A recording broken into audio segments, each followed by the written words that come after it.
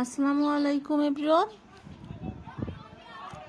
আজকে আমি আরও একটি নিউ রেসিপি শেয়ার করব। তো আজকের রেসিপিটি হচ্ছে ঝাল বিরিয়ানি।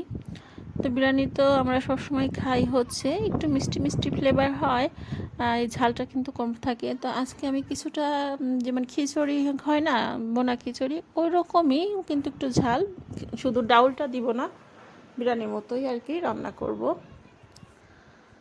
তো তার জন্য এখানে প্যানে আমি হচ্ছে একটু তেজপাতা, গরম মশলা আর হচ্ছে 1 কাপের একটু বেশি হবে পেঁয়াজ কুচি দিয়ে দিয়েছি। দিয়ে সবগুলাকে একসাথে সুন্দর করে ভেজে নিচ্ছি। তো ভাজাটা যাতে তাড়াতাড়ি হয় তার জন্য কিন্তু লবণ দিয়ে দিয়েছি। আর এখানে দিয়ে দিচ্ছি হচ্ছে আদা রসুন বাটা আর হচ্ছে পেঁয়াজ বাটা। দিয়ে মশলাটাকে বেশ ভালোভাবে আমি ভুনে নিব। আর দিয়ে দিচ্ছি হচ্ছে জিরা বাটা।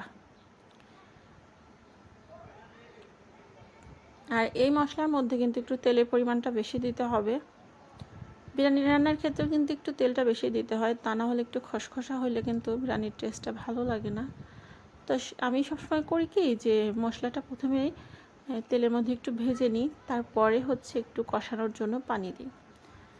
তো এখন দিয়ে দিচ্ছি হলুদের গুঁড়া, দিয়ে আর একটু ভালো করে কষিয়ে নিচ্ছি। এরপরে দিব হচ্ছে মরিচ। তো মনে হচ্ছিল যে হলুদের গুঁড়া একটু কম হয়েছে, তো সেই জন্য আরও একটু দিলাম। তো দিয়ে আর একটু নেড়ে নিচ্ছি। তো এখন কিন্তু বেশটাই টেনে আসছে। তো যেহেতু মরিচের গুঁড়াটা হচ্ছে একটু শুকনা, তো এটা দেওয়ার পর একটু পানি দিব। পানি দিয়ে মশলাটাকে সুন্দরভাবে কষায় নেবে। এই যে পানি দেওয়ার পর এরকম সুন্দর গ্রেভি টাইপের হয়েছে। তো মশলাটা কষানো হয়ে গেছে। তো এ পর্যায়ে আমি চিকেনগুলো দিয়ে দিচ্ছি। এখানে 2.5 কেজির মতো একটি মুরগি আছে, তো আমি পুরাটাই এইখানে ব্যবহার করছি। তো মুরগিটা দিয়ে এখন বেশ ভালোভাবে কষাবো।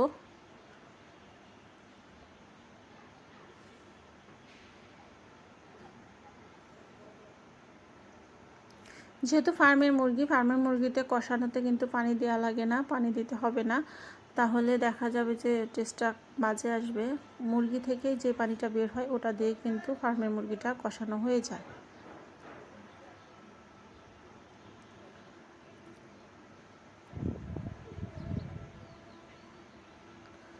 তো এই তো অনেকটাই পানি ছেড়ে দিছে, কষানোটাও আমার হয়ে যাচ্ছে।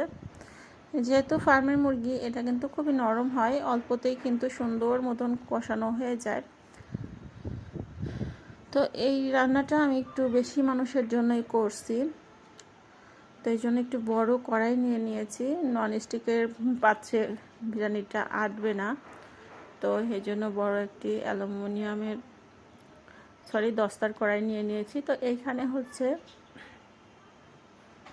কিছুটা পেঁয়াজ কুচি দিয়েছি 2-3টা তেজপাতা, আর হচ্ছে একটু আদা রসুন বাটা দিচ্ছি, একটু সামান্য জিরা বাটা দিচ্ছি। দিয়ে এগুলাকে কষায় নিলে পরে না, মানে বিরিয়ানির সেন্টটা খুবই ভালো আসে, মানে অন্যরকম একটি ফ্লেভার আসে।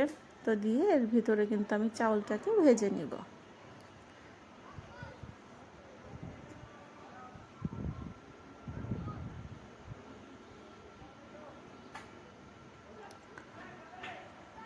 তখন কিছু সময় ধরে এইখানে হচ্ছে চাউলটা ভেজে নিব ভালোভাবে, এপাশ ওপাশ করে, যাতে সব পাশটা বেশ সুন্দর করে ভাজা হয়।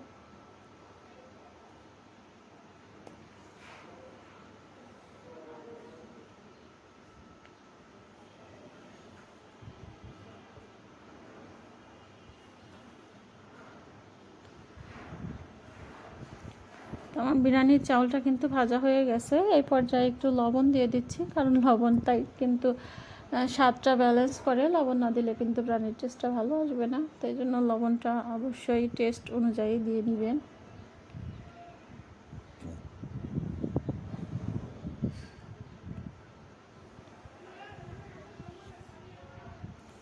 তো এই তো যখন হচ্ছে চাউলটা ফুটে এরকম 80% মতন সেদ্ধ হয়ে যাবে, পানিটা অনেকটা টেনে এরকম একটু শুকনো ভাব ধরে আসবে, নিচে পানি থাকবে।